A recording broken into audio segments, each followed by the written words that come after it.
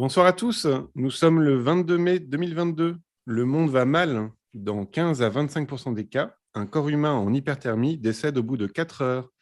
La température normale du corps humain est de 37 degrés, mais celle de la peau doit rester en deçà de 35 pour évacuer la chaleur métabolique de l'organisme.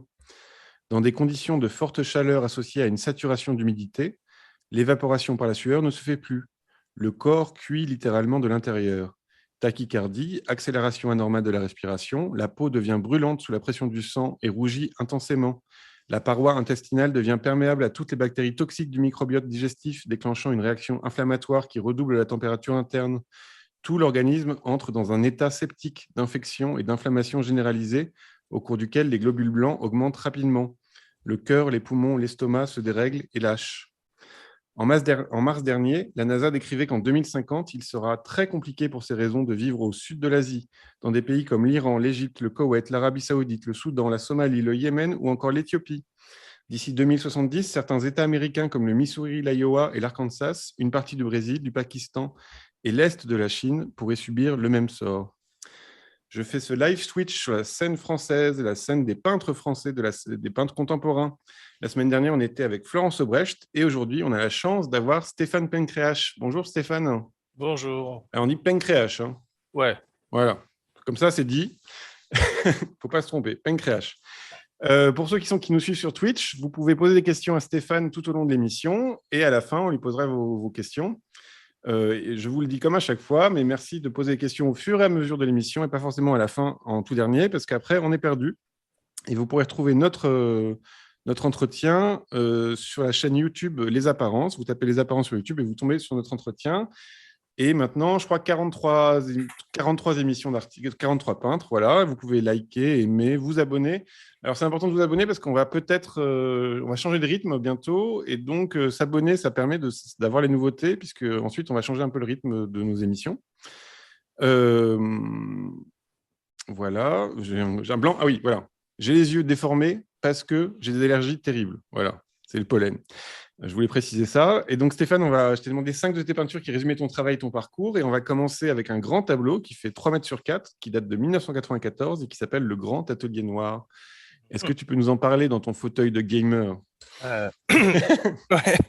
C'est un tableau. En fait, déjà, sur les tableaux que je t'ai envoyés, évidemment, comme je suis un énorme bordélique, j'ai envoyé les tableaux dont certains sont importants, mais la plupart sont surtout en haute def, Ouais. parce que je fais partie de la génération qui a tellement de choses en hectare que c'est pénible. Mais ce tableau-là, pour le coup, il est vraiment, vraiment. Enfin, c'est un marqueur, parce que c'est mon premier grand. Je sais pas, j'ai 23, 24 ans quand je fais ça. C'est le premier grand tableau que je décide, tu sais, de faire. Allez faire ambitieux, faisant le format d'une affiche, 3 mètres par 4. Avec à l'huile, je peignais à l'huile depuis peu de temps, parce que j'avais commencé à l'acrylique, pour des raisons économiques d'ailleurs. Mhm. Et ce tableau, bah, il résumait un peu le sentiment que.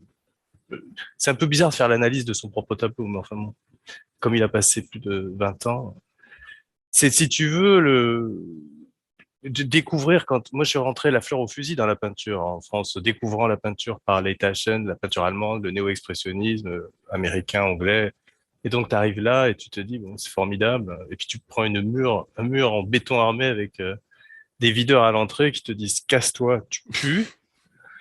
Et donc au bout d'un moment tu commences à comprendre ça et tu commences à comprendre qu'il y a eu à la fois une histoire en train de s'écrire et une histoire en train de tenter d'être désécrit. Et le tableau, il manifeste ça finalement. C'est-à-dire, il a un côté assez romantique, un peu romantique de naïf. C'est-à-dire, ouais, c'est encore une fois le peintre dans son atelier tout seul. Et le tableau qui est en fait tout noir a été peint en fait, littéralement d'abord. Et puis ensuite, je l'ai vraiment passé au noir, successivement, par une forme je sais pas, une forme de dépit en direct et en même temps se construisait beaucoup avec la réminiscence de l'atelier de Courbet, parce que quand j'allais le voir à Orsay, j'ai toujours apprécié, même si ça semble paradoxal, le fait qu'on pouvait littéralement pas bien le voir. Il y avait toujours des embus, des reflets. Mhm. Et c'est un truc qui m'a vachement marqué. Et c'est ça que j'ai fait surgir dans ce tableau. Et à la fin, j'en ai été vraiment heureux parce que d'un point de vue dépassant juste l'idée de ce qu'il racontait de mon moment, formellement, j'étais vraiment très heureux parce qu'il avait ce rapport de la matière où l'arrière-plan qui est en matière est évidemment poussé à l'arrière par la perspective, par l'espace finalement du premier plan, mais aussi complètement devant par sa matière. Et cet aller-retour comme ça entre la matérialité de la peinture et sa mise en abîme, je crois que ça posait les fondamentaux des problématiques formelles que j'allais continuer d'explorer, quoi. Voilà. Parce ça, c'est quelque chose qu'on va voir, c'est que tu as une manière de peindre assez, on va dire, hétérogène. Ouais, C'est-à-dire que tu as plusieurs pratiques dans le même tableau. ouais. Euh, et là, toi, dans ces moments-là, donc là, c'était en 94, tu sentais un accueil franc et direct de la société ou du monde pour ta peinture, ou c'était... Non, mais Parce que là, c'est... tu as parlé du fait de se retrouver devant des videurs. Alors, c'est pour ça Ouais. que je vais t'en parler Bah, déjà, puis après, on passera à autre chose. Hein. On ne va pas parler que de ça. Mais... non, c'est paradoxal parce que d'une certaine manière, j'ai quand même réussi à faire à pousser les portes, mais il y avait une résistance phénoménale, quoi. Les premières expos, c'est moi qui je les ai organisées moi-même. Je veux dire, j'aurais pu faire les beaux-arts. À l'époque, j'avais des copains artistes qui étaient aux beaux-arts de la même génération. Et je voyais ce qui s'y passait. J'avais aucune envie d'aller me faire chier là-dedans, alors que bon, j'étais en train de me faire plaisir. Donc après, il fallait les montrer. Hmm. Et c'est là, quand tu commences à montrer et à faire toc-toc à ce que constitue ce truc qu'on appelle l'art contemporain, qui est en fait plus géographique que historique, euh, tu te rends compte que bon, il y a vraiment un problème et qu'il va falloir essayer d'abord de le comprendre et puis de le contourner. Parce que quand tu as des conservateurs de musées qui viennent, parce que quand même, ils trouvent que ce que tu fais, c'est intéressant, qu'ils voient tes tableaux et qu'ils t'expliquent quand tu as 25 ans que le problème de tes tableaux, c'est que, un, c'est de la peinture, alors que vu que tu es intelligent, tu devrais faire autre chose, que deux, dans tes tableaux, c'est très bien, mais il y a plusieurs idées. Hmm. Un tableau, c'est une idée, monsieur. Ouais. Donc, si tu veux, quand tu es face à ça, bon, bah, ou alors tu cites, moi je me souviens, je citais beaucoup Schnabel, Rauschenberg, tout ça, et les mecs te regardaient, des conservateurs de musée, Hmm. ou des curateurs, ou des journalistes, et ils te regardaient en te demandant, mais vous parlez de qui? Hmm. Tu vois, donc il y a quand même l'effet, je me jette, je sors, comme nous tous, tous les peintres. On va embrasser cette histoire, on a ce fil qui nous conduit de l'Antiquité, du pariétage, en passant par Velázquez jusqu'à Manet, la modernité, etc. On arrive dans une boîte de nuit magnifique, on se dit, et là, en fait, non. Et le fait de faire un tableau de 3 mètres sur 4 à l'époque, c'était aussi une manière d'affirmer comme ça, ou Ouais, ouais, c'était un, ouais, c'était un statement, ouais. Ouais. parce que ça, c'est une chose qu'on a eu beaucoup dans l'émission, c'était notamment des femmes, de peintres, qui m'expliquaient que, en fait, le côté autoritaire du peintre, d'un coup, on était quasiment contraint à être autoritaire, c'est-à-dire Ouais. à se défendre comme ça, en mode le grand peintre viril. Et Bah, après, ouais, c'est d'autant plus vrai en France que tu as dû entendre ça des milliers de fois, mais l'idée de grand tableau en taille en France, c'est pas du tout comme aux États-Unis. mm. Oui. Ici, on va te dire qu'un 100 figures, c'est énorme. Tu vois. Mm. Bon. Ouais. Et donc, bon, tu fais un 4 par 3 et que tu le montres à des gens, en tout cas à cette époque-là, ils te disent, ah putain, c'est vraiment très grand. Et Mm. évidemment, ils te disent aussi que tu le vendras jamais. Ouais. Et j'ai vendu ce tableau assez rapidement, en fait. Bon, bah, tant mieux pour toi. Non, mais c'est ça qui est Ah drôle. oui, ah C'est oui. que, bon, tout ça reposait sur des histoires fausses, en fait. Et alors, tu as fait beaucoup de tableaux aussi, un peu, on va pas dire narratifs, au sens où c'est autobiographique. Je me souviens d'un tableau où tu étais sur tes toilettes en train de réfléchir avec plein Mm, d'images dans tous les sens, avec des mm, collages et tout ça.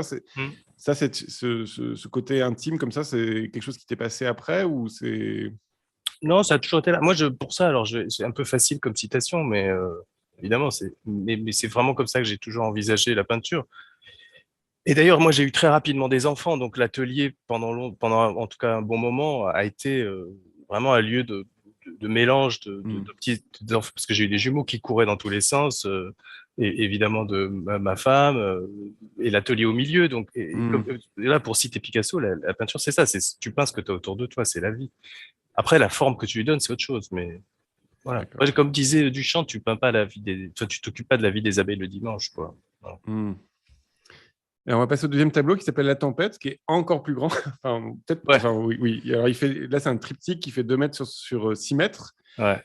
Et là, il y a une spécificité qu'on ne peut pas trop voir malheureusement en reproduction, mais qui est très très visible quand on est devant le tableau en vrai, c'est qu'il y a des collages de bouts de mannequins en dur qui traversent comme ça la toile. Donc la toile est crevée littéralement, et avec des morceaux de mannequins collés et peints. Ouais, mais parce qu'en fait, il y a deux choses. C'est, enfin, moi, là, on parle de peinture, mais j'ai toujours développé un travail de sculpture à Ouais. côté. Donc, il y a eu Ouais. il y a un télescopage souvent. Et puis, pour rebondir sur l'atelier noir, sur ces rapports entre, on va dire, ce que j'appelle le moins l'infini et vers nous, si tu veux. Pour moi, il n'y a pas de grille. Hmm. La peinture est un espace. Et donc, on le charge avec ce qu'on veut, que ce soit de la peinture à l'huile ou autre chose, mais on charge son espace, donc tridimensionnel, mais aussi l'espace réel, donc il vient vers nous. Et c'est comme ça que l'idée m'est venue d'aller, puisque j'étais dans la peinture figurative, de rajouter des éléments comme ça qui allaient s'inclure. Mais ça part aussi de mon amour pour les hauts reliefs du Pergamon, du temple de Pergame, ça part de Rauschenberg. C'est complètement syncrétique. C'est un mélange de Hmm. plein de sources et d'inspiration, et en essayant de bricoler ça à ma sauce pour faire ce truc étrange où tu sais pas vraiment où ça commence, où ça s'arrête, quoi. Et là, pour préparer ton tableau, c'est instinctif ou ça se fait, tu as fait des croquis avant et tout ça? Parce que là, tu as, quand même choisi une grosse. Enfin, il y a un tableau entier qui est qu'une mer. Enfin, voilà, Non, il y a du travail. Ouais. pour les grandes toiles, il y a tout, ça part toujours de dessins. Hmm. En tout cas, pas de dessin au sens très précis, mais de structure. De toute façon, toutes mes toiles, on en parlait juste vite fait avant que ça Hmm. commence, mais même si elles ont l'air très instinctives, c'est exactement l'inverse en fait, hein. Moi, j'aime beaucoup cette phrase de Jasper Jones qui disait et quand il y a une goutte qui coule d'un tableau, vous avez le choix de la laisser ou de Ouais. l'enlever. Donc tout est pensé, quoi. Et pour moi, un tableau, c'est comme une mécanique en 3D, tu vois, comme dans Marvel, comme un star qui voit son moteur là. Mais pour moi, un tableau, c'est ça, quoi. Et après, je Hmm. l'amoncelle. Et les pièces, par contre, elles peuvent avoir l'air d'avoir été bricolées très vite, d'être expressionnistes. Mais il n'y a pas de, en fait, il y a pratiquement pas d'improvisation, quoi. Et quand tu parles d'expressionnisme, encore une fois, là, on a l'hétérogénéité de ta touche, c'est-à-dire qu'on a le fond qui est presque à langue j'ai l'impression que c'est à langue de Chine ou un lavis ou des glacis comme C'est ça. un angle de Chine, ouais. Ouais, voilà. Et après, tu as la touche de la mer qui est très maîtrisée et qui donne vraiment cette espèce de sens de volume. Il y a les personnages qui sont un peu floutés. Enfin, voilà, tu as des manières de peindre vraiment différentes. Ça aussi, c'est des choses que tu sais que tu vas aller dans ce vocabulaire-là ou... Ah ouais, ouais, mais même Ouais. ça s'est mis d'entrée tout de suite. C'est-à-dire on a tous, je pense, notre lecture de la modernité au sens historique, Hmm. autrement dit de Manet, en gros. Et moi, ma lecture du déjeuner sur l'herbe, elle a toujours été dans ce sens-là. C'est-à-dire ce qui crée l'espace au travail, ce qui crée l'effet complètement étrange de cette peinture est complètement, pour le coup, assumé, parce qu'il y a ça dans d'autres peintures dans l'histoire, mais là, c'est vraiment mis comme étant le cœur de, c'est l'hétérogénéité picturale. Hmm. Il y a le panier de fruits, le panier, il est peint d'une manière différente que le corps, que l'arrière-plan. Évidemment, lui, c'est une mise en abîme parce que la forêt, elle est peinte de manière très expressionniste, mais en fait, c'est pas une vraie forêt, c'est un décor peint, etc., etc. Et donc, euh, pour moi, c'est une leçon auquel je reste complètement attaché. C'est-à-dire que je pense que créer, en tout cas pour quelqu'un comme moi qui croit, qui pense, qui veut plutôt que ces tableaux dégagent une sensation d'espace, Hmm. il faut qu'il y ait ces ruptures formelles. Voilà. Ça m'empêche pas d'aimer de la peinture dans laquelle il n'y en a aucune. C'est autre chose. Hmm. Et le sujet même de la tempête? Ah, c'était une expo qui s'appelait d'ailleurs Tempestade. Bah, c'était, moi j'ai toujours eu un côté apocalyptique, tu vois. Mais donc c'était, C'est notre avis. ouais, voilà, voilà. Non, mais c'était bon. C'était d'ailleurs avant tous les délires dont la peinture allait s'emparer de manière un peu cynique, voire opportuniste sur les migrants, etc. Mais Hmm. c'était autour de ça. Puis c'était aussi une réminiscence de la peinture romantique, quoi. Tu vois. Ouais, c'est Le c'est Victor Hugo, à l'époque, je lisais, tu vois, les Travailleurs de la mer, trucs comme ça. hmm.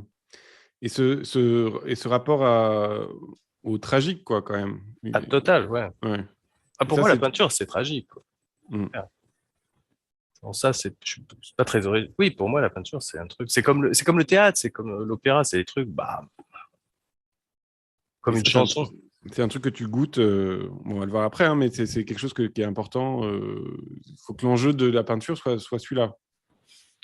Bah, en tout cas, de mes tableaux, parce que je Non, quand collectionne je ou que parlais, oui. j'échange, ouais. Hmm. Mais j'ai besoin qu'un tableau produise une forme de choc émotionnel, en fait. Que d'ailleurs ce truc soit négatif ou positif, mais j'essaie de faire quelque chose qui laisse pas indifférent. Je sais que c'est un peu facile de dire ça, mais je veux que les tableaux, ouais, disons qu'on passe devant, on se dit putain, qu'est-ce qui se passe? Hmm. Tu vois, qu'il y ait une présence. En fait, voilà, je sais que c'est hyper présomptueux, mais j'essaie de créer des golems, c'est-à-dire des choses qui se tiennent, qui sont pas vraiment animées, mais qui sont pas non plus vraiment morts, quoi, tu vois. Il y a une Ouais, présence. Voilà. que ça reste frais. Ouais. Et le trou que tu fais dans la toile, ça se fait à la fin ou comment tu. Parce que c'est un geste complètement taré. Bah, tu sais, Non, mais je veux dire, c'est peut-être un moment un peu spécial quand même, non? Ou tu bah te dis, bon, non, en bah, fait, ok. non, parce qu'en fait, je me souviens les premières fois quand j'ai fait ça, parce qu'évidemment, Hmm. j'adorais Fontana, Ouais. j'adore. C'est pas totalement Mais la même chose parce que. bah, non, bien Ouais. sûr, mais on a toujours cette tendance à dire quand on a un tableau tendu sur un châssis, si on fait un trou, c'est un tambour. Pas du Hmm. tout, en fait. La toile, elle est très rigide. Donc, une fois que tu as commencé à le faire, c'est plutôt même l'inverse, c'est très addictif. Il faut plutôt se retenir de pas. J'ai même fait des tableaux dans lesquels il y a presque plus rien, parce que j'ai tout enlevé. Hmm. Il y a des lambeaux. Ouais. Et il y a une technique pour pas que ça se déchire trop. Ça se déchire jamais. Ah, ok. Ah, Même c'est la avec grosse la toile toile. alors. Ouais, Non, non, non, non.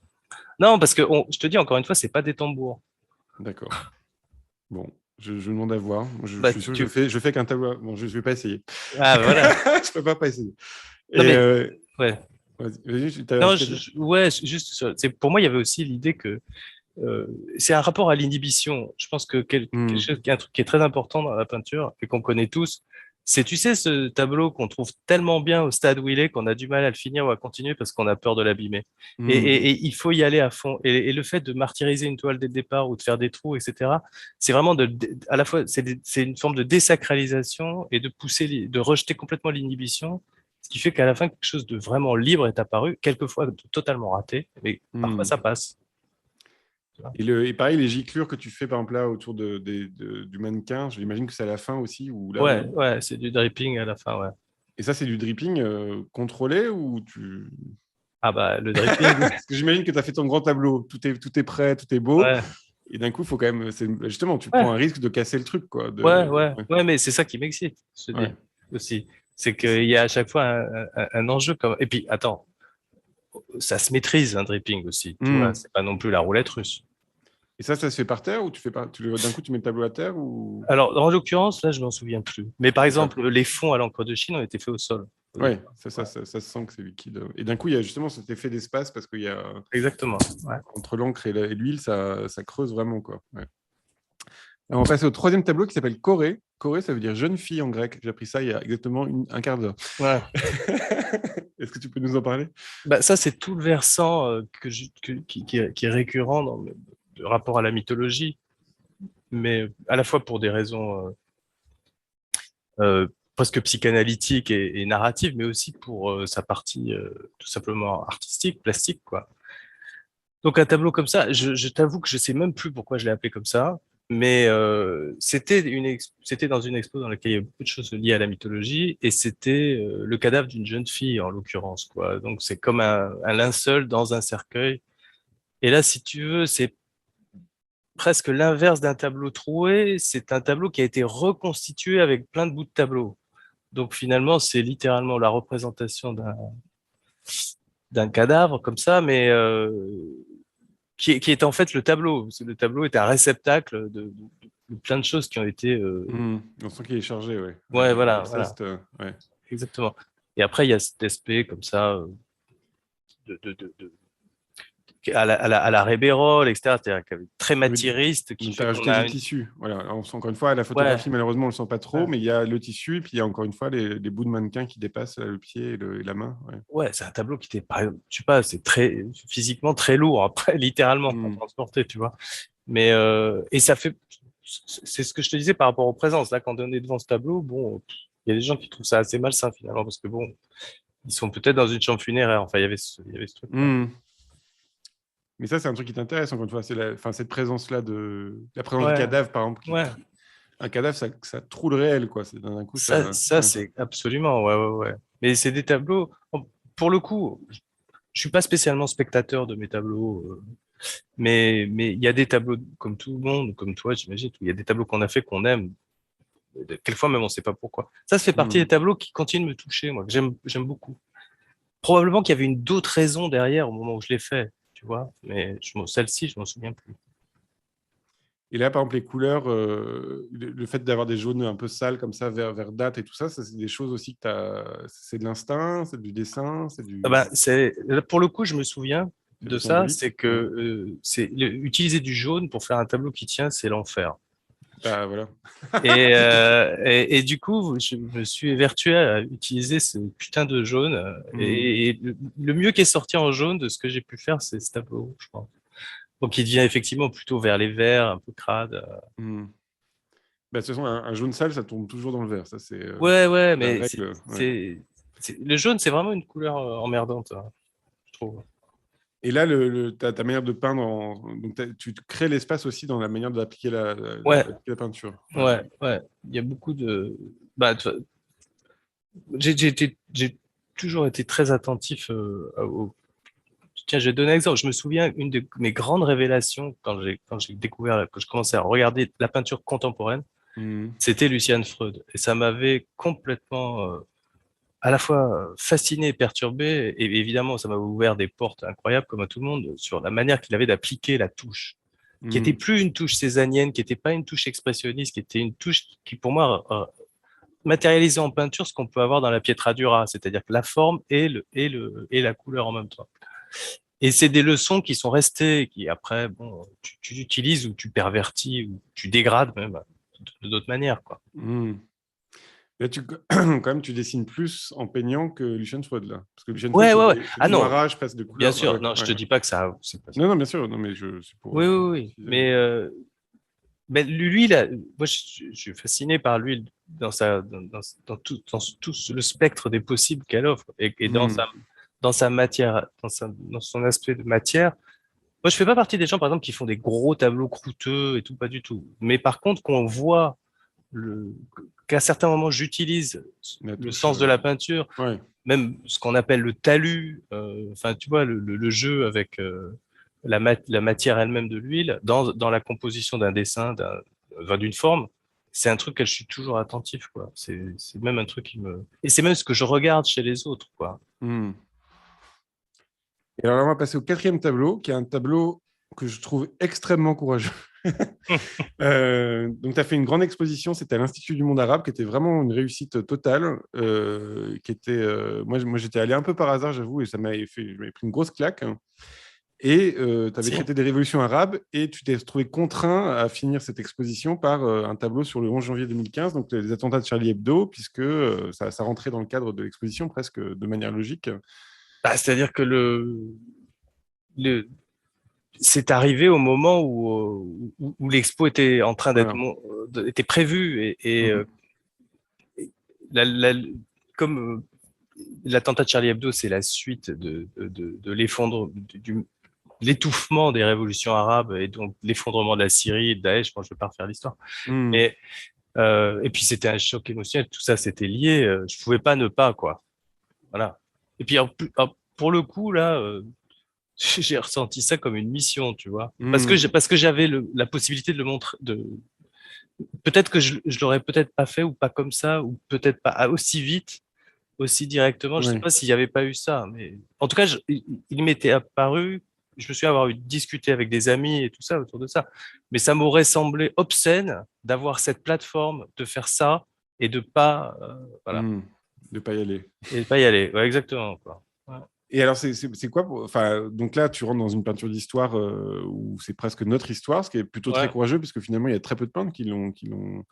On pourrait parler du bouquet de fleurs de Jeff Koons, mais je suis pas sûr que Non, non, ouais. voilà. En tout cas, tu t'attaques à une frontalité comme ça, et ça s'est passé comment pour que parce que finalement, tu arrives Enfin, ça pourrait être une image dans longtemps de ce que c'était, quoi. Voilà. C'est l'idée d'un tableau d'histoire. Mais en fait, il Hmm. faut voir que en ayant travaillé pendant plus de 2 ou 3 ans sur les révolutions arabes, et donc Ouais, donc déjà, tu avais comment le comment bat- mécanisme. Ouais. j'avais le mécanisme, quoi. Parce que comment réactiver ça, comment formellement le poser, comment prendre une forme de décalage sans faire de morale. Enfin bon, tous ces trucs-là, ils étaient. Tu veux, ma boîte à outils, elle existait, Hmm. même conceptuelle. Donc après, il s'agissait de bâtir le tableau lui-même. Mais et ça, c'est là que des choix intervenaient, qui étaient importants, j'imagine. Mais ouais, ça s'est fait de manière assez simple en fait. Et alors, c'est quoi la figure du gisant qui est pour toi? C'est enfin, moi je dois dire que je me suis demandé si c'était pas une tension entre finalement le fait que les terroristes soient assassinés, puis voilà, le problème est réglé ou. Écoute, il y a plein de gens qui sont. C'est une question que j'ai eue tout le temps et Hmm. qui a même posé des problèmes au moment où le tableau était montré. Mais et ça a à voir avec deux choses. Moi, je vais te dire pourquoi je l'ai fait et je sais exactement Hmm. pourquoi je l'ai fait. Mais mes tableaux que je fais contiennent toujours une forte. J'essaie de tenir une part d'ambiguïté parce que je supporte pas les tableaux qui disent il faut Bien sûr. c'est Ouais. ci ou c'est ça. Un Y tableau compris un pompier, tableau. quoi. Ouais, Ouais. y compris un tableau d'histoire. Tu vois. Après tout, si on n'a pas le mode d'emploi du radeau de la Méduse, c'est plus intéressant de le regarder en se disant que plutôt Hmm. que bon, euh, non, c'était que je voulais littéralement pour répondre de manière un peu ironique à leurs conneries religieuses, refaire un tableau qui faisait un rappel de toute notre culture et Hmm. surtout de notre culture picturale qui s'est bâtie sur le religieux. Et du coup, qu'est-ce que je mets? Je mets un gisant au premier plan et dans une position christique, quoi. C'est-à-dire Hmm. c'est une position classique de martyr, sauf que comme il est vis-à-vis de la République, etc., voilà, c'est un martyr républicain d'une certaine manière. Et non pas un jeune arabe assassiné, qui était en fait un terroriste malgré lui. Non, je vomis ces types et j'en ai strictement rien à foutre. Hmm. C'est une image symbolique. Voilà, de ce qu'on a. Ouais, c'est le martyr symbolique de ce qu'on a tous ressenti, quoi. Voilà. C'est le cadavre sans nom, quoi. Hmm. On a encore, je pense, enfin moi j'en fais partie, et y compris après avec le Bataclan, ce qu'on a tous dans un coin de notre tête comme étant une saloperie qu'on a vécue, quoi. Oui, mais c'est étonnant parce que c'est quand même les figures qui ne sont pas dans le tableau, c'est les figures des assassinés. Non, ouais. Mais parce que ça, Et, j'aurais trouvé ça obscène. ouais. Et les figures du pouvoir, par contre, elles sont là. Et donc, d'un coup, Ouais, c'est vrai que c'est peut-être dans l'opposition entre les figures du pouvoir et ouais. c'est ce jeune gisant que se joue Bah, un truc où on se dit, bah, ouais, enfin, voilà, c'est intéressant. Ouais. finalement, il y a eu deux choses. Il y a finalement les attentats de Charlie du supermarché Cacher, ils sont sur chaque côté du Sur les tableau. deux pendants, ouais. Ouais, Donc ouais. ça, c'est OK, ça se produit. Mais ce qui m'intéressait, moi, c'est le choc traumatique Hmm. cette manifestation, ça a été la plus grande qu'il y ait jamais eu dans ce pays, quand même. La plus grande, historiquement. Hmm. Et j'y étais, enfin, je veux dire, c'était un truc phénoménal, comme émotionnellement, de ce que tout Hmm. d'un coup, tu avais l'impression que les gens ressentaient, il y avait une forme de, enfin, il y avait un truc de sincérité terrible, quoi. Et ça, c'est un moment historique. Et c'est celui-là qui est représenté, en fait. Hmm. Et si ça allait s'agir, si il aurait dû s'agir d'aller représenter tous ces artistes qu'on a tués, parce que c'est des artistes, hein, c'est pas des gens de Charlie Hebdo, c'est Ouais, des ouais, bien sûr. artistes. Ouais. Même des penseurs Euh, comme Bernard Maris, ouais. Ouais. voilà, ça c'est pas à moi de le faire et je pense qu'il faut pas le faire parce que ce serait obscène. J'ai pas, tu vois, à représenter ça quoi. Et alors, tu as aussi, encore une fois, ce goût de l'hétérogène, tu as aussi des moments de peinture dans ce tableau où c'est des grandes aplats noirs comme ça qui viennent tout manger, qui tiennent aussi le tableau, hein, ça structure le tableau très Ouais, fort. Et ça, c'est des choses, ça vient à la fin, ouais. c'est... Et là Ouais, pour le coup, tu me demandais sur les drippings, ouais, mais ça quand c'est venu à la fin parce que c'était prévu, ouais. là c'était tendu quand même parce que Hmm. je pouvais pas me planter là. Ouais. Parce que même, on retrouve nos hommes politiques dans le tableau, dans la partie de Ouais, droite du tableau, et là, tu les as un peu abîmés aussi en ouais, passant, ouais. une petite claque en passant quand même. Ouais, ouais, bien sûr, bien sûr. Et Hmm. en plus, si tu veux, c'est un peu un. De toute façon, tu sais quoi, vraiment sur un tableau comme moi, je suis comme ça, je suis probablement le dernier à bien pouvoir en parler en fait Hmm. maintenant, parce que il a convoqué trop de trucs et même moi, peut-être des trucs que je t'ai dit là sont juste des conneries par rapport à ça. Mais ce que je sais, c'est comme tous des œuvres dans lesquelles j'ai mis beaucoup d'ambition, il convoque beaucoup de choses de mes influences et des styles que je veux y mettre. C'est pour ça qu'il y a du flouté, il y a de la matière, voilà, c'est c'est un ensemble, c'est un résumé, quoi, Et finalement. tu as fait un tableau du Bataclan ou pas? Ouais, j'ai fait un tableau du Ah, Bataclan, bon, j'ai pas mais, vu. Ça, mais t'as pas de site. Ça, c'est vraiment mal foutu, non, hein, non, non, parce que franchement. le tableau du Bataclan, non, le tableau du Bataclan, d'abord, je l'ai pas montré. Ah bah voilà. C'est pas du tout de la même taille, c'est quelque chose de complètement différent qui m'a pris des années à faire et que je vais peut-être montrer, mais je sais pas, on va voir. Ça n'a rien à voir. Pour moi, le Bataclan, c'est encore un truc. Mais Ah oui, non, d'ailleurs, c'est pas la là, même chose, bien sûr. ouais, et même enfin, l'histoire, je pense que même, je sais, c'est un peu présomptueux de dire ça, mais mon histoire vis-à-vis d'essayer de tenter de faire ce tableau sur Bataclan est Hmm, peut-être même plus intéressante que le tableau lui-même à la fin, je sais pas, tu vois. ok. Et là, ce tableau-là, tu l'as donné? Et ce tableau-là, j'ai voulu l'offrir. Enfin, de toute façon, quand j'ai fait ce tableau, pour moi, il Hmm, était évident que c'était un tableau de musée, ou en tout cas, pas question de le vendre, quoi. ouais. Et donc, ça, quelques années après l'expo, bah, il y a 2 ans, je crois. Donc, ouais, 5, 6 ans, 7 ans après, je sais plus. À la faveur de, je sais pas, de conversation, il y a une conservatrice du musée d'art moderne qui me parle de ça. Et je lui dis, bah ouais, faisons-le, en fait. Je donne. Donc, on a, on a acté le truc et on a mis en place tout ce qu'il fallait faire ce qui est extrêmement compliqué. Ouais. Ok. Voilà. Et finalement, tu as dû avoir un appui de Charlie Hebdo même pour Ah, qu'ils prennent le tableau. Ouais. bah, Juste, en fait, c'est un peu, ouais, ça m'amuse, hein, mais si ça, je veux pas en parler, non, on en non, parle non, pas. oh, si, si, si, parce que je trouve que ça fait partie des trucs qui Bah oui. fonctionnent pas du tout. Ouais. En plus, si tu veux, pour résumer, il y a énormément de commissions pour faire rentrer une œuvre dans un. Bon, il faut l'accord au départ du directeur du musée, etc., que j'avais, parce que Ergot était tout à fait d'accord pour que Hmm. il m'a même dit, bah oui, c'est une bonne idée, allons-y, quoi. Mais il faut voir que il y a beaucoup d'intervenants dans le parcours, quoi. Et donc plusieurs commissions. Et à une de ces commissions, alors que tout se déroulait bien, on nous a expliqué à la française, c'est-à-dire en te l'expliquant sans te l'expliquer, c'est-à-dire que il faut que toi-même tu ailles chercher l'information. Hmm. Bah, qu'en fait, c'était dangereux qu'un tableau comme ça rentre au musée, qu'il n'était pas question, ça pouvait créer des problèmes, etc. Donc, à ce moment-là, ils ont fait ce qu'ils font de mieux, c'est-à-dire qu'ils disent pas non, ils disent pas oui, ils le mettent sous une pile et ça disparaît. Hmm. Et donc, moi, j'ai simplement appelé Charlie Hebdo pour leur dire, écoutez, c'est bizarre quand même. Donc, Charlie Hebdo a fait ce qu'ils savent très bien faire, c'est-à-dire qu'ils ont appelé le musée, ils ont demandé pourquoi. Hmm. Et le musée a dit, ah, mais non, mais finalement, il n'y a aucun problème. D'accord. Mais Charlie Hebdo a quand même fait l'article en disant, c'est marrant parce qu'ils nous font le coup à chaque fois. Hmm. Donc, mais c'est une histoire, c'est pur Balzac, quoi. Et Et c'est. alors, et j'ajoute dernière chose, c'est que il est donc rentré au forceps et que là, ils ont prévu l'accrochage des collections dans lequel ils auraient dû le montrer puisqu'il fait partie des nouvelles acquisitions, ils ne le montrent pas. Alors moi, je m'en fous parce qu'il est inaliénable et que Hmm. tout ce joli monde dégagera de toute façon un jour parce que le tableau maintenant, il appartient bah, à tout le monde, Hmm. mais le tableau est toujours censuré finalement.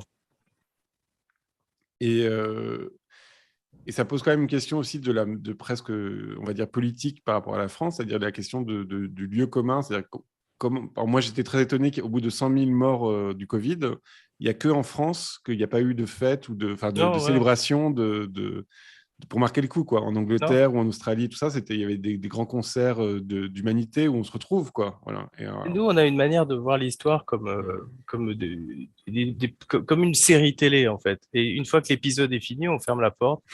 Euh, et surtout, il y a un autre truc, c'est que là, tu parles plus généralement, mais dans le champ de Hmm. l'art, on vit un paradoxe dans ce pays. C'est-à-dire qu'on est constamment avec un discours qui dit, oui, on fait finalement un art politique engagé, etc. Regardez, on parle de ça, des femmes, des minorités, des machins. Hmm. Mais dès que tu touches au cœur de vrais problèmes politiques, autrement dit, Hmm. quand tu dis ce que tu penses par rapport à un truc.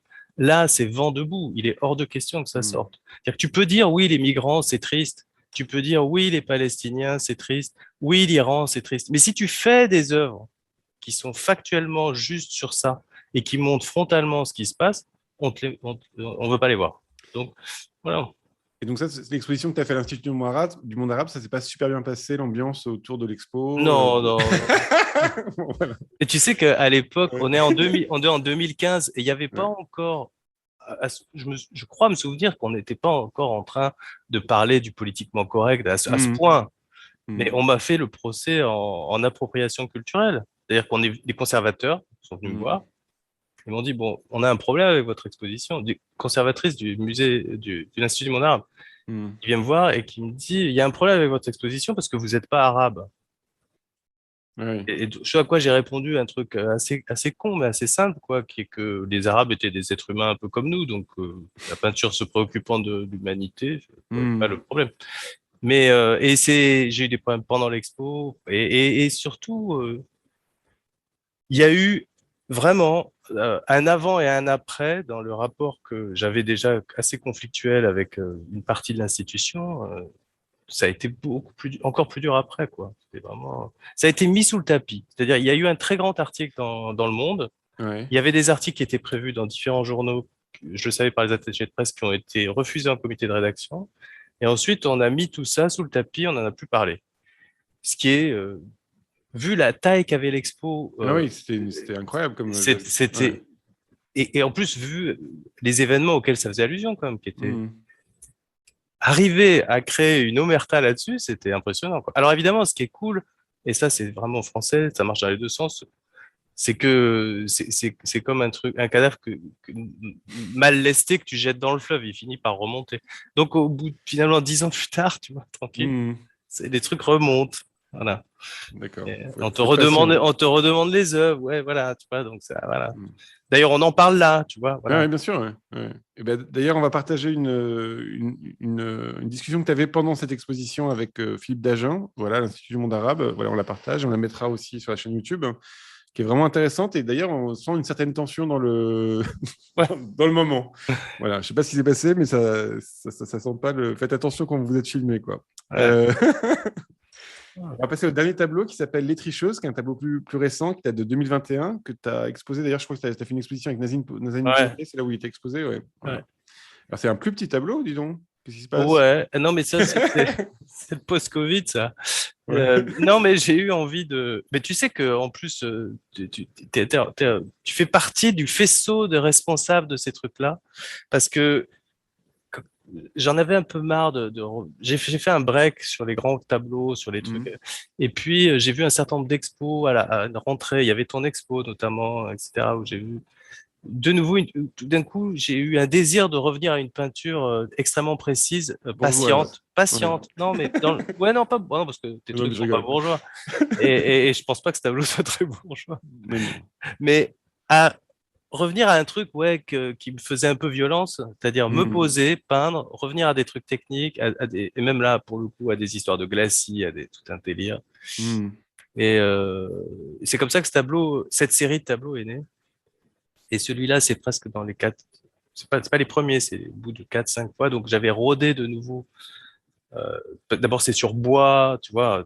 C'est reparti dans le délire. On fait tout à Mhm. l'ancienne, quoi. À l'objet, quoi. Ouais. Ouais. Et avec différents glacis. Donc pour des tableaux comme ça, je suis même allé jusqu'à m'acheter de la bonne peinture à l'huile, ce que je fais jamais. J'en ai rien à foutre normalement. Et aller acheter la peinture, la lac de Garance pour faire le truc. Tu vois. Miam, miam. Et du coup, j'avais aussi, évidemment, les outils ayant un impact et réciproquement sur ce que tu fais. Bah, voilà, tu viens de dire miam miam, donc j'ai voulu faire là, en l'occurrence, un truc comme ça qui soit très hyper sensuel, quoi, Mhm. comme cette peinture, cette matière que j'essaie de développer, quoi. Donc après, il y a tout un jeu avec les tricheuses, machin. Bon, c'est un tableau dans lequel il y a plein de cryptomorphes. Alors d'ailleurs, il y a sur l'échiquier, qui est un jeu de dames, évidemment, Ouais, bien sûr. Ouais. il y a deux jetons qui sont vrais, en fait. Qui Voilà, sont... je me suis demandé par rapport à la taille du tableau, mais oui, oui. Ok, c'est des vrais jetons collés. Ouais. Il y a un bout de tissu aussi qui est collé, non? Ou c'est toi qui l'as peint le. Non, Ah, ok. tout le Tout est reste est peint. peint. Très bien. Bah, on dirait que c'est un morceau de tissu, donc c'est encore Et, mieux. et puis après, il y a plein, évidemment, dans les Il y a le tissus, chat. il y a Ouais. le chat, qui est une réminiscence un peu facile, mais d'un tableau que je continue d'absolument adorer, le rêve de Fuseli. Euh, Ah, ok, j'ai cru que tu allais parler de Balthus aussi. Bah, tu vois, Balthus, C'est le ça, chat on a ouais, Florence Aubrèche l'a critiqué la semaine dernière, c'est pour ça. ouais, ouais, C'était le ouais. chat Non, mais aussi je sais, qui flèche. j'ai vu ce passage. Non, mais moi, C'était pour H. j'ai Ouais. strictement rien contre Balthus. Par contre, Balthus m'a jamais ému, moi. Hmm. C'est très bien, mais ça m'intéresse pas, en fait. Mais non, là, c'était plutôt le rêve de Fustig. Mais bon, là, l'histoire de chatte, bon, voilà, Ouais. c'est très simple, mais voilà. Et puis, c'était aussi pour faire chier le monde. Et puis il y a aussi, alors moi je reviens à mes petites marottes, mais il y a le cadavre qui fait un trou dans le réel, mais il y a aussi l'érotisme qui fait un trou dans le réel. C'est-à-dire que c'est ce même truc, Ouais, ouais. un nu quelque part, Ah, ça pour le, ça change l'espace, quoi. Ouais. ouais, et puis pour le coup, là, quand Ou je même peins un ces geste trucs-là, obscène. Ouais. ouais, quand je peins ces trucs-là, on est à fond dans le politiquement correct dans lequel on est encore. C'est-à-dire que, Mm. putain, l'érotisme a complètement été évacué, en tout cas et donc, voilà, j'avais envie de le mettre en pleine face. Parce que c'est aussi, enfin, c'est un peu con de dire ça, mais c'est au-delà de la représentation de l'érotisme. C'est juste un poncif de l'histoire de l'art. C'est tout. Mm. Encore une fois, on représente pas un milliard de choses, quoi. On représente des hommes et des femmes. En gros. Hein, et puis ce qu'ils font. Ah oui, c'est-à-dire tu veux dire que tu te sens pas, tu pourrais te sentir attaqué à peindre des femmes nues dans un tableau Ah, mais t'as des en gens tant qu'hétérosexuel, ouais. ouais, ouais, il y a des gens qui te font la remarque quand même. On est dans une époque maintenant où moi, j'ai un artiste le soir du vernissage qui m'a dit, vous prenez quand même des risques à faire ça, vous devriez pas. Mm. Tu vois, tu te dis, mais toi, t'es artiste, toi? Tu vois. Mm. D'accord. Donc, ouais, je pense qu'il y a beaucoup de gens qui ont introjecté la censure sans s'en rendre compte, hein. Et donc là, ça t'aurait presque donné envie de toucher à ce sujet-là parce que c'est justement. Après, des tableaux érotiques, moi, j'en ai fait plein, et même des Ouais, tableaux obscènes, ouais. etc. Donc, c'était pas un problème. Mais pour le coup, ça m'intéressait un peu de voir ce que ça donnait là, maintenant, tout de suite. D'une D'accord. certaine manière, j'ai été déçu parce que le tableau ça a beaucoup plu, en fait. Oui, ça passe. Bah, en même temps, le genou est bien placé, hein. Ouais, ouais, ouais. C'est vrai. Alors, on va passer à la deuxième partie de notre émission. Je t'ai demandé une peinture de l'histoire de l'art qui était importante pour toi. Et tu m'as parlé d'un tableau qui s'appelle de la Méduse du Caravage. Et comme on va le voir, figurez-vous il a tatoué la méduse dans son dos. Voilà. Alors, très beau, voilà. C'est pour l'été, un peu, voilà, en début d'été, un corps de plage. Ouais, ça. Et donc, c'est un tableau important pour toi si tu te l'es fait tatouer. Ouais, ouais, ouais. Mais c'est pas que le tableau qui est important en Hmm. soi, c'est le symbole de la méduse.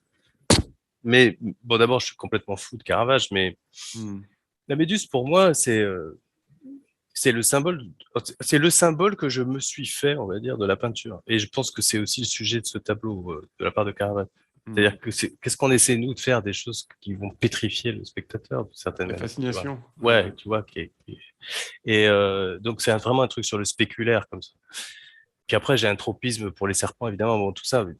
Puis il y a plein d'interprétations de la méduse, en plus, notamment psychanalytiques, qui sont absolument savoureuses. Donc, voilà. Et ouais, c'était un acte symbolique, j'avais envie de l'avoir, ouais. Donc, tu m'as dit que des fois, tu oubliais que tu te retrouvais dans le. Ouais, ouais, non, mais Milieu de tatouage. j'oublie vraiment enfin, j'oublie tout le temps, en fait. Ouais, ouais. Et il m'est même arrivé de me dire, putain, je me ferais bien un tatouage. Et en fait, mais c'est un tableau absolument génial, parce que enfin, je sais D'ailleurs, pas, c'est tu pas veux qu'on vraiment un en parle tableau. ou? Oui, oui, vas-y, Ouais. continue. Mais c'est pas vraiment un tableau parce que Et en fait, ouais, c'est une toile sur un bouclier. ouais, Voilà. exact. D'ailleurs, il y a deux versions. Ça, c'est la deuxième. La première, ils l'ont retrouvée il y a pas longtemps. Enfin, Ah bon? Ah, je sais pas. sa première était un essai. Et en fait, il y a vachement, ce qui est intéressant sur ce tableau, c'est que d'abord, c'est un objet, c'est un vrai bouclier qui a Hmm. été commandé par son mécène de l'époque pour une représentation. Et il était donc attaché à un cheval avec le cavalier, etc. C'est-à-dire que c'était en fait, c'est presque un ready-made ce truc. Hmm. Il faisait partie d'une installation et il a été conçu comme ça. Et puis il y a un autre fait passionnant sur ce tableau, c'est que, parce que j'ai vu plusieurs, récemment évidemment en cryptographie et tout, les mecs t'expliquent, il n'y a pas de dessin. Ah oui. C'est-à-dire Ouais. qu'il a fait ça à main levée d'un seul coup. Et évidemment, et en plus, en prenant compte du parallaxe du bouclier qui est bombé. Hmm. Et c'est une des preuves de l'utilisation des lentilles, tu vois, de la projection. Et j'adore la théorie qui est pour moi pas une théorie, mais qui est vraiment la vérité.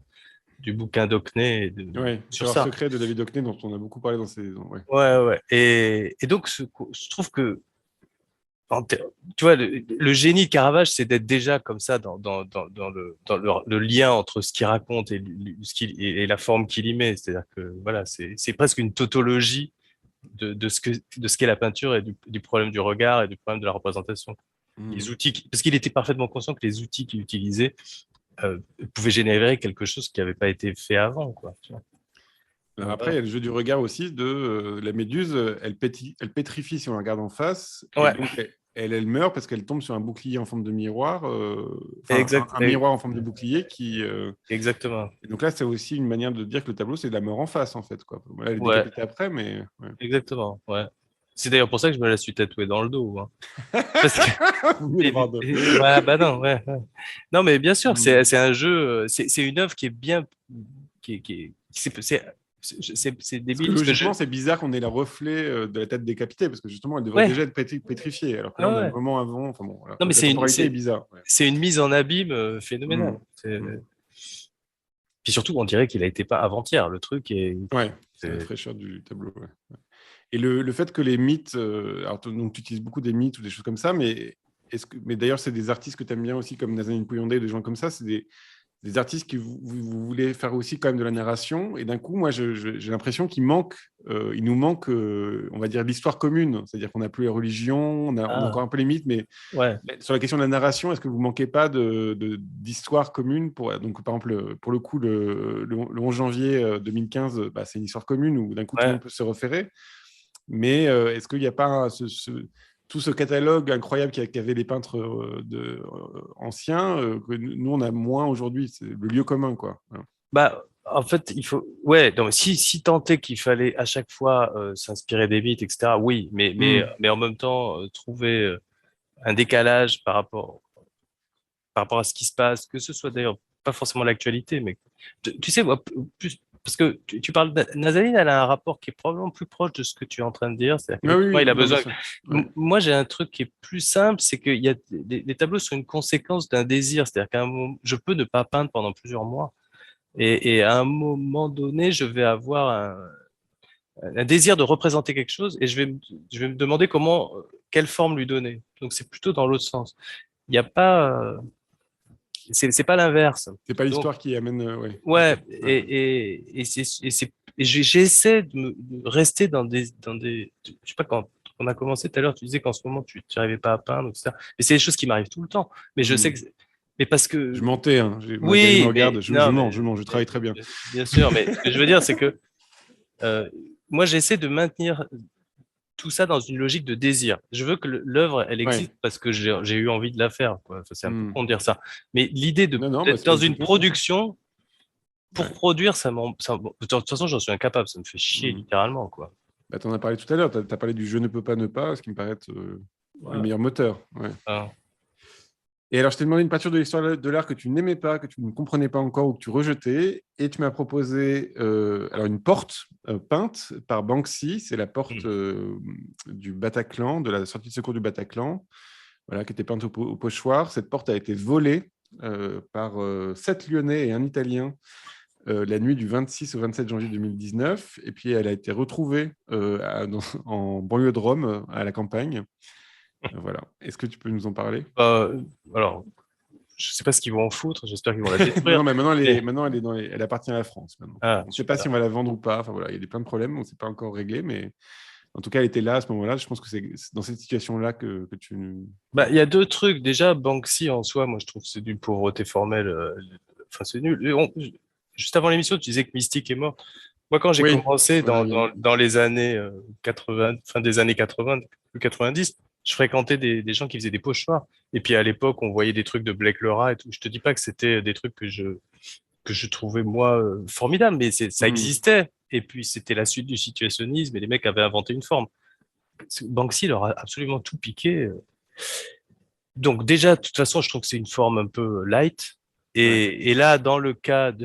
En tout cas, ça vaut certainement pas ce qu'on prétend que ça vaut, ni la place que ça occupe Donc médiatiquement. là, ils évaluent cette porte à la vente, si jamais elle est vendue, entre 500 000 et 1 million d'euros. Voilà. Ouais, de toute façon, c'est triplement obscène, si tu veux, parce que le Bataclan, que tu veuilles faire une œuvre sur le Bataclan, mais vas-y, n'importe qui. Et d'ailleurs, j'espère que plein de gens ont fait des choses. Parce que, Bah, pas tant que ça, hein. ouais, mais alors peut-être il y a des compliqué, gens hein. qui le. Ouais. Oui, mais Enfin, de c'est pas, visible. peut-être c'est Ouais. pas encore vu. Ouais. Bon. Mais aller sur une tombe et faire ton graffiti de merde, c'est obscène. Ouais. C'est littéralement obscène. Et contre. Graffiti mignon. Graffiti mignon, j'aime Ouais, bien. non, après on peut parler même du graffiti en lui-même, Hmm. et après la deuxième étape, c'est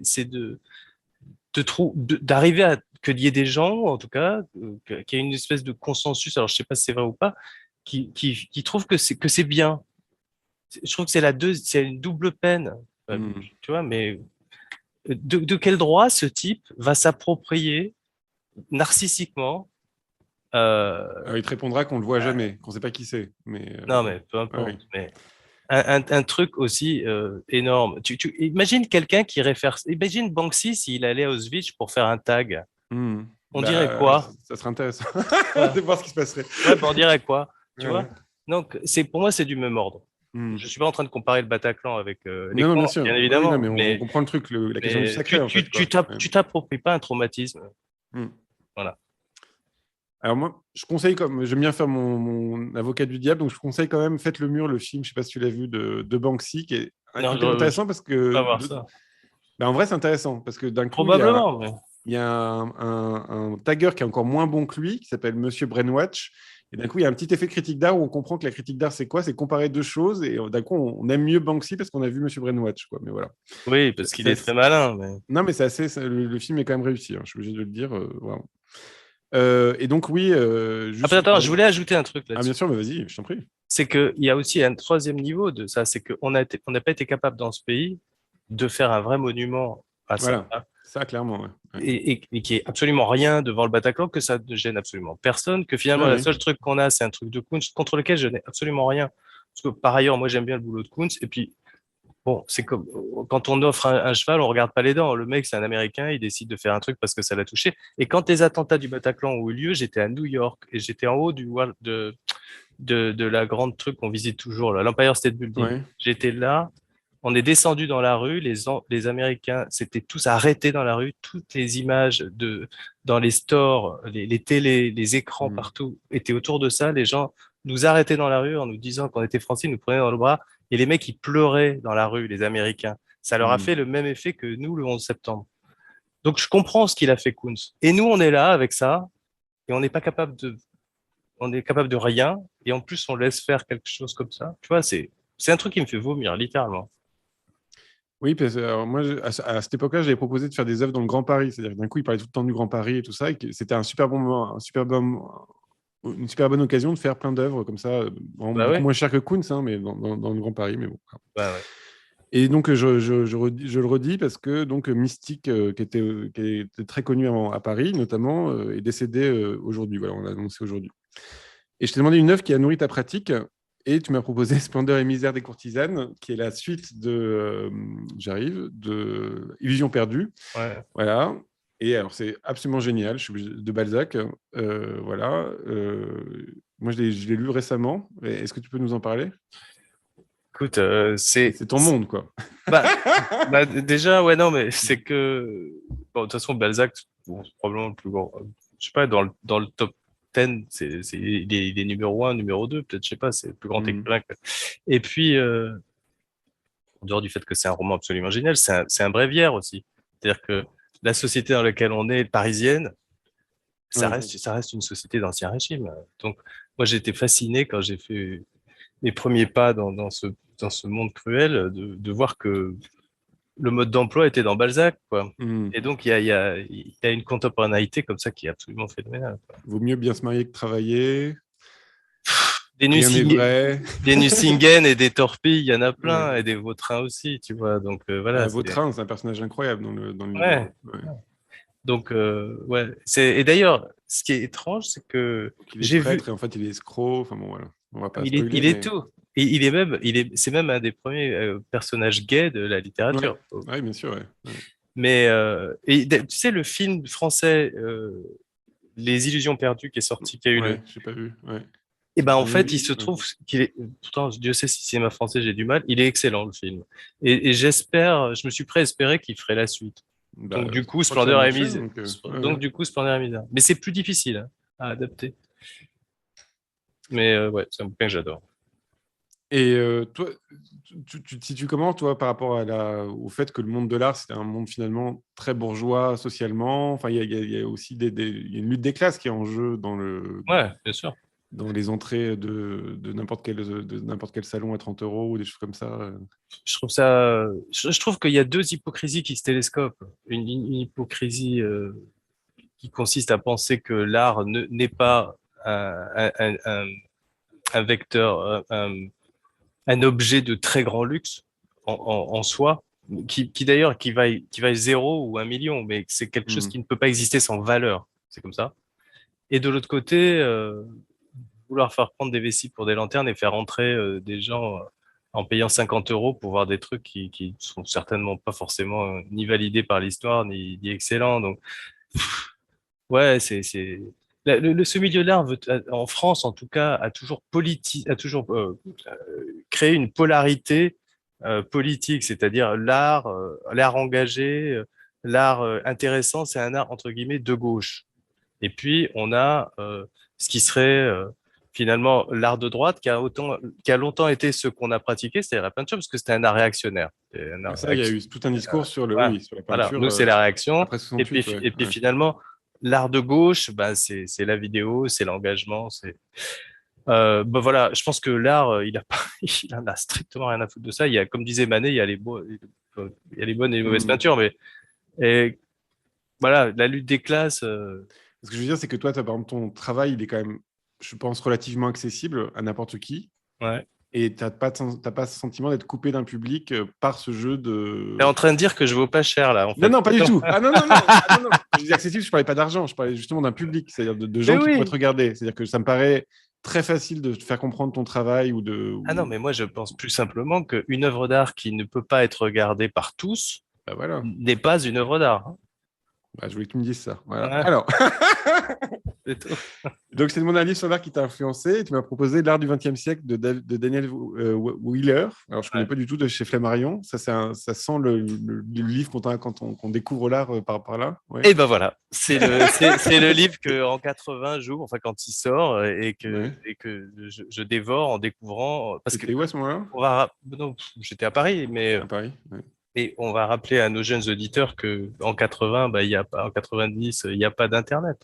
Il y a la seule manière de voir des peintres contemporains, c'est les bouquins.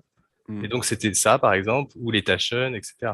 Et Et donc même là, Internet n'est pas rangé, donc c'est bien d'avoir aussi un livre qui est un peu rangé ouais, pour se exactement. structurer la tête. Ouais, bon. Et du coup, ça m'a structuré la tête, y compris parce que, en fait, c'est un livre qui est, à la manière qu'ont les Américains de le faire, qui est extrêmement bien foutu, très clair, et que je consulte encore aujourd'hui quand je veux avoir et qui est toujours complètement juste sur tous les mouvements parce que ça survole tout, Hmm. ça s'arrête finalement à la fin, ouais, avec les Fischl et compagnie, tu vois. Donc Hmm. Eric Fischl, ouais, un peintre américain. Ouais. voilà. Donc c'est là-dedans. Moi, je me souviens notamment dans ce bouquin, je me souviens d'avoir eu un moment qui a compté énormément, c'est quand j'ai découvert le boulot de Schnabel, quand les plate painting, il y a des tableaux avec les plate painting et Donc c'est avec des assiettes dans le tableau. Ouais. ouais, et dans ce bouquin, l'auteur analyse un des tableaux. Et j'ai été frappé de voir comment les analyses qu'on pouvait faire quand on était en fac littéraire de texte s'appliquaient à des œuvres d'art Hmm. et comment l'enjeu sur le rapport entre le fond et la forme était absolument limpide, expliqué de manière très claire. Et pour le coup, en ce qui concerne Schnabel, comment ça posait problème, justement, cette affaire de forme, parce qu'on était quand même dans un moment où le postmodernisme triomphait et tout d'un coup, il y avait des mecs qui arrivaient avec des nouvelles idées. Et Hmm. donc, et d'ailleurs, regarde, la situation de Schnabel aujourd'hui, il est tu vois, c'est un grand artiste, mais qui est pas une star, en fait, qui est pas une Ouais, star, ouais. même de marché, tu vois. Ça reste un truc très ambigu. Et toi, tu te sens appartenir à un courant ou pas? Parce vous aviez fait à un moment donné une exposition là, Under Réalisme et des choses comme Ouais, ça. mais c'était un Bah, c'était des bons artistes, hein. Mais, oui, mais ouais. on aurait pu s'appeler X ou Y. C'était une Hmm. manière, c'était plus un truc, histoire de dire, bon, Voilà, on est tous en fait dans le même bateau, on va appeler ça. Et Le même d'ailleurs, bateau, le même ouais, bateau. et d'ailleurs avec cette idée de surréalisme, parce que Naufrage. Pardon. oui, naufrage, parce que finalement, quel est le point commun de tous ces gens, que ce soit des Pahlavi, des Ondeurs, toi, tous les gens qui étaient là-dedans, c'était qu'on faisait de la figuration, et Hmm. finalement, c'est ça qui passait pas. Parce que dans le même temps, Bernard Friese, ça passait très bien, hein, tu D'accord. vois. Et même Buren, il dit qu'il est peintre quand même, tu vois. Et là, bon, en vrai, il est peintre. Enfin, bon, Non, il est rien du tout. Il est rien du tout. et le fait qu'aujourd'hui, ça se réouvre un petit peu, voire beaucoup, Bah, tu le tant vis mieux. comment? Ouais. Ouais. En fait, dans l'absolu, tant mieux. De toute façon, je pense que ça pouvait qu'arriver parce que tu Il y peux a une logique. pas, Ouais. Hmm. bah, tu peux pas, comme disait Molière, tu peux pas éternellement faire une petite tranchée autour de toi et t'appeler de Lille. C'est ce qu'a fait la France pendant longtemps, en prétendant avoir une histoire qui était décontextualisée du reste. Hmm. Donc la peinture n'a jamais cessé d'être partout le principal vecteur d'art, que ce soit Ouais. le marché de l'art, il est anglo-saxon. Je veux dire, les peintres, les artistes les plus demandés, les plus chers du monde, c'est des peintres depuis toujours. Hmm. Tout le long des années 80, 90, 2000, 2020 jusqu'à aujourd'hui. Donc, on le Donc, rappelle, c'est pas on le retour de la s'inscrit. peinture, c'est juste qu'on regarde les peintres qui existaient déjà. C'est la fin du scénario inventé par le ministère de la Culture depuis 81. Voilà. Ok, alors je pense que c'est un peu plus compliqué que ça parce qu'il y a des peintres qui étaient soutenus par le ministère de la Culture. Mais Ouais, oui, on peut oui. en parler. Bon, bah voilà. N'allons pas. Un peu de choses positives. Voilà. Ouais. Donc d'ailleurs, en choses positives, je t'ai demandé une peinture contemporaine que tu aimais et tu m'as proposé une œuvre qui est en ce moment au Pavillon Libanais à Venise en 2020, donc Venise 2022. Ouais. Eman Balbaki et c'est Janus Gate. Voilà. Ouais. Alors, je tiens à préciser que c'est une œuvre que j'ai découvert en images et en vidéo. Voilà, t'as pas vu Et je suis pas allé à Venise encore. Donc moi, je vous ai Mais mis des bouts d'images que j'ai trouvées sur Internet parce que c'était pas facile et on va partager la vidéo que tu m'as envoyée où on le voit en son interview. Ouais. non, mais j'ai trouvé que c'était. D'abord, souvent, tu sais, on aime des trucs qui. Enfin, moi, j'ai- quelquefois, je me dis putain, mais j'aurais aimé le faire. Ou alors, Hmm. putain, mais c'est de moi, quoi. Et il y a un truc comme ça Moi, là-dedans. j'aime Van Eyck, c'est pas facile. Voilà. Ouais, mais après 30 ans, t'arriveras. Tu vas voir. Non. En tout cas, il y a une force là-dedans. C'est assez proche de, de, l'idée de puissance formelle mélangée à un Hmm. fondement, un terreau historique, la manière de le déployer en grand format avec une forme de violence Ouais. et qui me touche beaucoup et qui je sens très proche de mon boulot. Et puis il y a des choses que j'aime beaucoup, par exemple quand il explique, ça c'est le tableau et on passe derrière. Voilà. Donc il y a Ouais. un derrière le tableau et derrière il y a une cabane, il y a la cabane du concierge. Hmm. Donc c'est comme le petit gluon et j'aime bien parce que ça rejoint ce que je te disais tout à l'heure sur les œuvres qui pour moi sont un peu des golems et sont incarnées quoi. Hmm.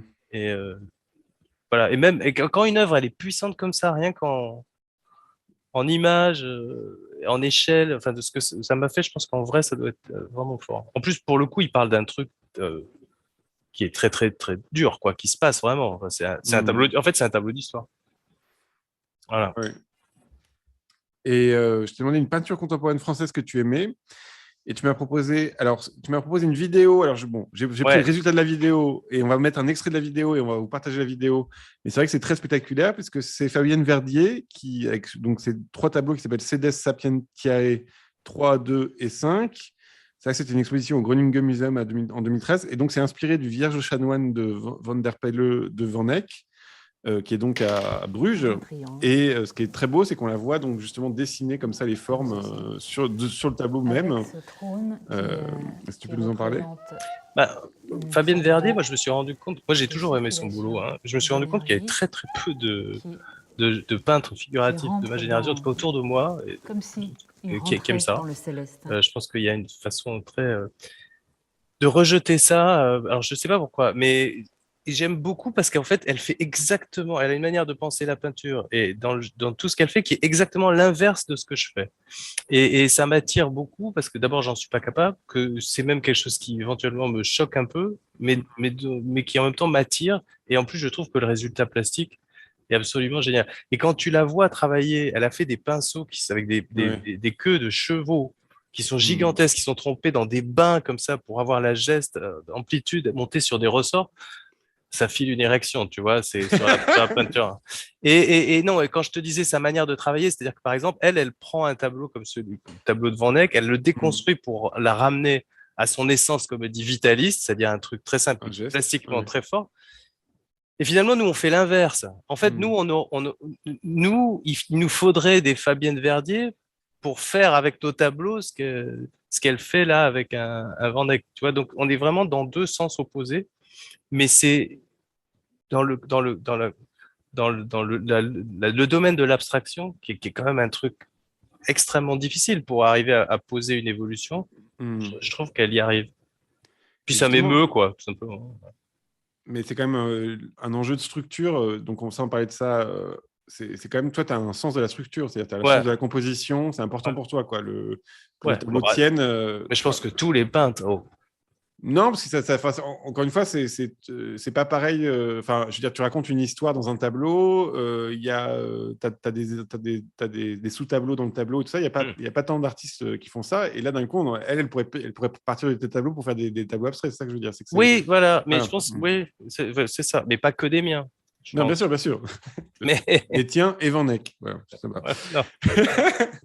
non, non, mais je pense aussi que euh, nous, on est dans nos délires avec quand même de la représentation. Et j'ai toujours eu une fascination pour quelques artistes qui arrivent en tout cas, en te faisant croire qu'ils se débarrassent de ça, à faire quelque chose qui tient de manière très forte. Je me souviens d'un Mm, choc émotionnel devant Diffane Or de Stella, des strips à mm, New York, qui a posé comme dans une église, en plus très haut.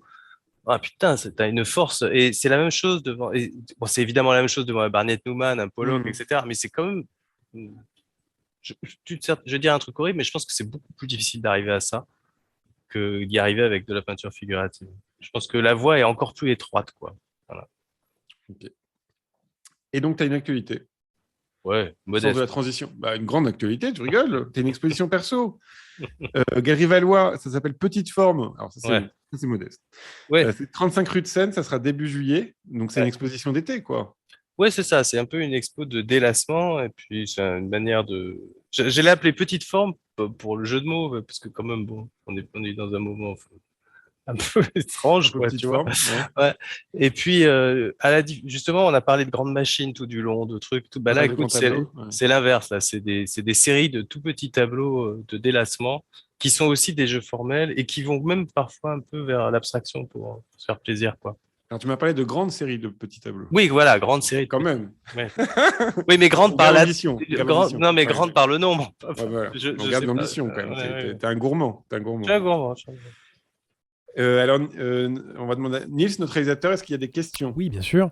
Ah, Une grande question. Picasso, Degas, Matisse ou encore Gauguin ont pratiqué la sculpture en parallèle de la peinture. Que vous apporte votre pratique de sculpteur. sculpture à votre peinture et pourquoi avoir fait des œuvres hybrides? eh Double ben, question. j'ai toujours, en fait, même bizarrement, les premiers trucs que j'ai fait, si on remonte, quand on commence à bidouiller des choses, à 16, 17 ans et tout, c'était des sculptures. Et en fait, la sculpture, pour moi, a toujours été un truc. La sculpture, quand j'ai commencé à peindre sérieusement, ça a été comme, vous savez, le type qui est pas vraiment votre copain, mais qui vient tous les jours fumer un pétard et qui commence à répondre au téléphone, quoi. C'est-à-dire que ça s'incruste, et puis finalement, bon, vous dites, OK, bon, on va partager l'atelier. Et la sculpture, du coup, à ce moment-là, a pris, en fait, il y a littéralement autant de. Ça paraît bizarre parce que, évidemment, on les voit moins, mais Hmm. j'ai pratiquement fait autant de sculptures que de tableaux, en fait. Et les sculptures, très vite, en fait, pourquoi je l'ai laissé s'installer la sculpture de manière pérenne, c'est parce que d'abord, c'est le même logiciel qui pense la peinture et la sculpture, c'est exactement pareil. Et ensuite, les sculptures me donnaient des idées pour les tableaux et les tableaux me donnaient des idées pour les sculptures. Ce qui a produit d'ailleurs des accélérations exponentielles qui, à un moment donné, j'ai stoppé en me disant, OK, on va vous mettre dans les tableaux, ça va être plus simple, et on va mettre un peu de peinture dans les sculptures. Donc, ça a donné comme ça ces trucs hybrides. Puis après, il y a eu l'autre étape, enfin concomitante, qui a été terrible, c'est quand mon premier marchand m'a dit, bon, bah, maintenant, on va les faire en bronze, et qu'on m'a emmené dans une fonderie. Et ben là, c'est Charlie et la chocolaterie, quoi. C'est fini parce que Hmm. tu vois le monde en bronze, donc ça décuple encore plus les possibilités et le délire. Et dans tes sculptures, tu fais des moulages de sculptures qui existent déjà? Parfois. Parfois, Ouais. on est d'accord. Et il y a une partie de ta peinture où il y a des moments où tu faisais des collages de photos ou des choses comme ça. Ouais, ouais. Et là, tu as Ah, complètement laissé tomber ces trucs-là ou... non, en fait, non, c'est des Parce que trucs auxquels... ce que marrant, ce que je veux dire, c'est qu'en sculpture, j'ai l'impression que tu fais des choses que tu fais plus en peinture. C'est ça que je veux dire. Ouais, en fait, c'est des allers-retours. C'est-à-dire que je me suis Ok. créé, il est probable que je revienne à des trucs avec la photographie. Et de la même manière, la sculpture, elle a toujours, elle a c'est d'abord quand même une sculpture d'assemblage. C'est-à-dire, c'est une Oui. sculpture finalement post-Picasso ou Gonzalez. C'est-à-dire, Alors, ça peut être même si, des serpents en plastique que ouais, tu as voilà. moulés ou des choses comme ça. Ouais. Voilà. Après, il Ouais. y a des choses parfois que je peux modeler, etc. Mais Hmm. quand j'étais petit, voilà, je veux dire ça. Quand j'étais petit, je faisais du Lego. Je pouvais passer hein, 10 heures par jour à faire du Lego. J'avais même des caries tellement je bougeais pas à faire du Lego. Et ben, je fais pareil avec les sculptures, quoi. Et puis en plus tu crées des sculptures, à la Rodin, tu te crées un répertoire de formes, notamment avec une Hmm. fonderie. Et donc, du coup, ça rend exponentiel les possibilités, etc., etc., etc. D'accord. Donc, c'est proliférant, en fait. Et en fait, je fais que 1% des sculptures que je voudrais faire, si tu veux. J'en ai plein. Eh ben, il veut donner-lui des projets, là. Il est Ouais. prêt. Ouais, Il est un peu fatigué, mais il est prêt. faut Ce soir, beaucoup il de, est un peu fatigué. Quoi? faut beaucoup de production, quoi. C'est ça le Ah truc. oui. Ouais. Une autre question, Nils? Le noir est prédominant dans la plupart de vos tableaux. Pourquoi? Euh, Est-ce qu'il est prédominant? Oui, Ouais. il y a beaucoup de noirs, ouais. Peut-être dans ce qu'on a choisi. Ouais, mais c'est vrai que, non, mais, bah, ouais, d'abord, j'adore le noir et ça m'a toujours énervé d'ailleurs quand on dit le noir, c'est pas une couleur. Bah, non, mais Hmm. si, c'est une putain de couleur, le noir. Voilà. Et du coup, Tu dis comme Pierre Soulages. Non, je rigole. ouais, non, mais ça n'a pas de sens de dire que c'est pas une couleur. Hmm. Puis tu peux tout faire avec le noir, c'est ça qui est bien, quoi. Non, j'adore le noir. Mais après, ça revient plus sérieusement sur ce qu'on disait sur le tragique. Évidemment, ça permet de contrastes très forts. Ça Hmm. permet de créer. Il y a il y a des tableaux dans lesquels j'ai réussi, d'autres, j'ai pas réussi, mais il y a toujours une intention de lumière dans beaucoup de mes tableaux. Et tu peux pas accéder à faire créer de la lumière sans qu'il y ait beaucoup de noir, de Oui, mais il y a sombre. aussi un truc de réalisme. Oui, enfin, quand tu parles de lumière, c'est pas une lumière pop Ah non, non, non, hollywoodienne. oui, oui, oui, Voilà. oui, Ouais. oui, oui. C'est de la Une- matière, que ce ouais. soit la rébérole, quoi. Quelque chose d'un peu terreux. Ouais. Ouais, ouais, oui, et qui va vers, entre guillemets, Caravage ou de la Tour à certains endroits, c'est-à-dire vouloir Hmm. créer cet effet de lumière et d'ailleurs il y a des trucs on parlait tout à l'heure des tableaux sur bois, et quand je suis revenu à ça, Hmm. j'ai découvert des trucs techniques que j'ignorais complètement et qui fonctionnent pour démultiplier ces effets, et qui sont alors purement mécaniques pour le coup, qui sont vraiment, notamment des histoires de couches de fond, etc., etc. Ah, d'avoir des sous-couches, tu veux dire. Ouais, ouais, ouais, Ouais, bien sûr, ouais. ouais. Chose dont, normalement, je me fous complètement, si tu veux. Ouais, on n'est pas obligé de commencer sur une toile blanche, quoi. Ouais. Par exemple, ouais. Une autre question, Nils? Oui, je modifie un peu la question parce qu'on a vu au début que effectivement c'était pas forcément le cas, mais y a-t-il toujours des ajouts d'objets, de tissus dans vos tableaux dorénavant? Ah non, Non, pas non, non, non. toujours. Non, non, Alors, Élise, faut écouter un peu, là. non, non, mais et ça peut très bien revenir, mais d'ailleurs, le tableau, la détricheuse qu'on a montré, Ouais. il a 1 an, et j'ai pas pu m'empêcher de mettre un vrai truc dedans. Mais Hmm. disons que ça a tendance à diminuer, ouais. Il y a- il- je sais pas pourquoi d'ailleurs. En fait, je sais pas. Ouais. Mais ça peut d'un coup revenir très, je sais pas, tu vois, C'est des problèmes de stockage. Moi, je n'ose même pas savoir comment on stocke un tableau, un de tes tableaux comme ça, avec les jambes qui dépassent sur 3 mètres. Ouais, ouais, je te garde. C'est très chiant. C'est très chiant. C'est les tableaux se bagarrent entre eux, on imagine, quoi. Exactement. Ouais, à la fin, je les ai démontables, hein, quand même. Ah bon, bah Ouais. voilà. Voilà, celui-là, le grand atelier noir, il n'y a pas d'objet en plus. Ouais. Non, non, non. Une autre question, Nils? Vous avez beaucoup parlé de littérature durant ce live, vous influence-t-elle? Ah ouais. Ouais, Ouais, encore une fois. je suis un grand lecteur et je suis aussi un grand lecteur de science-fiction. Et c'est-à-dire que moi, j'ai exactement pour la peinture et pour l'art, j'ai pas de ségrégation, quoi. Pour moi, une Hmm. œuvre, c'est une œuvre, qu'elle traite de science-fiction ou que ce soit le dernier Houellebecq, quoi. Mais je suis probablement moins un lecteur que je l'ai été auparavant parce que parce que je sais pas, parce que j'ai moins le temps, mais ouais, la C'est peut-être littérature est un truc qui est En fait, la structure de mon cerveau, comme tout Français qui a fait un bac littéraire, est littéraire à la base. Et tu as des écrivains contemporains chouchous que tu lis quoi qu'il arrive ou... Ouais, notamment DOA, c'est Je connais pas. D.O.A, c'est un auteur de polar qui a beaucoup de succès, mais qui est presque un Balzac pour moi, qui a écrit surtout Citoyen clandestin. C'est un roman Ok. absolument, qui est même visionnaire avant les attentats qui auront lieu à Paris. Il a aussi écrit la trilogie Pouctou. C'est un ami et vraiment un grand écrivain. Donc ça, c'est devenu un ami parce que parce Vous que êtes devenus amis après. Ouais. ouais. Je pense que Houellebecq est vraiment, comme tout le monde, je ne veux pas rater un Houellebecq. Hein. C'est vraiment, il y a quelque chose de très fort. Et après, j'ai tout un tas d'écrivains, mais qui sont des écrivains américains et notamment de science-fiction, dont j'attends, ou dont les précommandes sont listées sur Amazon et que j'attends que ça tombe. Et je les lis en anglais parce que Actes Sud met 4 ans à les traduire. Donc, S'il y en a un, ce serait lequel qu'il faut que ah, vous... par exemple, toute la série The Expanse, qui a été adaptée en série télé, c'est 8 livres qui sont absolument magistraux. Ok. Nice, une autre question? Peut-être une dernière, parce Ouais, qu'il est une tard. dernière question. Avec votre mélange de technique et médium, comment garder la cohérence dans vos œuvres? Oula. Ah, En fait, ouais, ça marche, hein. Non, mais ouais, quand on est devant, ça marche. Mais... ouais. Ouais, c'est une bonne question dans le sens où la réponse, il y en a pas. La réponse, c'est le tableau. C'est-à-dire, est-ce que ça va marcher ou pas? C'est tout. Enfin, la réponse, c'est ça mon travail en fait. C'est comment arriver à faire tenir ça. Mais tu as des ratages? Ouais, bien sûr. Mais si tu veux, une fois que quand un tableau que tu le rates, t'en commences un autre, quoi, dessus. Enfin, tu vois, ça change. Mais il y a des. Il m'est arrivé de prendre littéralement un tableau et de le jeter, ouais, terminé, c'est pas possible. Mais c'est rare. Souvent, ça va se modifier. Et puis... Mais généralement, un truc qui est projeté, comme je te dis, comme Stark, là, bon, ça fonctionne. À l'arrivée, quelquefois, c'est pas un super tableau. Quelquefois, ça va être un super tableau, mais dans tous les cas, si c'est une voiture, ça roule, quoi. C'est-à-dire, Et tu fais plusieurs tableaux métaphore en même pourrie. temps ou Ouais, ça arrive, mais c'est rare. Je sais pas ce qui un fait tableau ça. après l'autre, quoi? Souvent, en tout cas pendant longtemps, c'est un tableau qui générait le suivant. Hmm. Et une idée apparaissait dans un tableau que j'avais envie de développer. Mais il m'est arrivé de travailler sur plusieurs tableaux en même temps. Par exemple, les petits, là, c'est des trucs qui, je travaille comme ça. Tac, tac, tic, tac. Bon, ouais, merci beaucoup, Stéphane. Ben, merci à On va te toi. laisser à ton siège de gamer.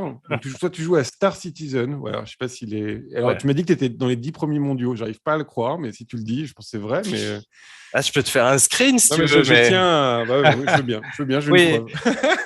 Ouais. Après, écoute, 10 premiers mondiaux sur Sur un jeu qui est pas. Ouais, sur voilà, 200 personnes qui jouent assidûment, donc ça sur va. une niche, voilà. Mm. Mais c'est impressionnant, impressionnant. Bon, on fera un Twitch juste sur Star Citizen ensemble alors après. Tu sais que pour l'anecdote, je visage un jour de faire une expo autour de ça. Ah bah, ce serait cool, hein. Bah, Ouais. carrément, hein. Et ben merci à tous de nous avoir suivis. Et puis on se retrouve la semaine prochaine avec Eni Alftan. Merci Niels. Merci à tous. Ciao, ciao.